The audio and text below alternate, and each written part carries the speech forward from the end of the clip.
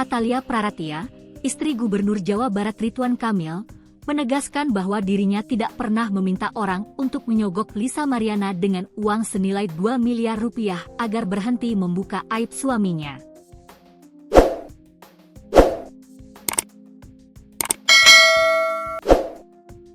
Pernyataan ini disampaikan oleh pengacara Sunan Kalijaga yang berusaha menjembatani komunikasi antara Atalia dan Lisa. Sunan Kalijaga mengungkapkan bahwa isu dugaan perselingkuhan Ridwan Kamil telah dimanfaatkan oleh pihak-pihak tertentu untuk meraih keuntungan pribadi. Adanya isu ini berkembang, saya melihat sudah ada orang-orang yang mengambil keuntungan. Entah itu benar atau tidak, ujarnya dalam sebuah wawancara di YouTube Unlocked. Sunan menjelaskan bahwa ia telah meminta izin kepada Lisa untuk mencari kebenaran terkait isu tersebut.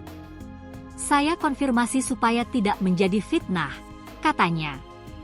Ia menambahkan bahwa Lisa mengakui adanya komunikasi yang mengatasnamakan Ridwan Kamil. Setelah menghubungi Atalia, Sunan menyatakan bahwa Atalia tidak mengetahui tentang pihak-pihak yang diduga terlibat dalam isu ini. Ternyata setelah saya konfirmasi ke Ibu Cinta, tidak ada tuh siapa orang-orang itu, jelas Sunan.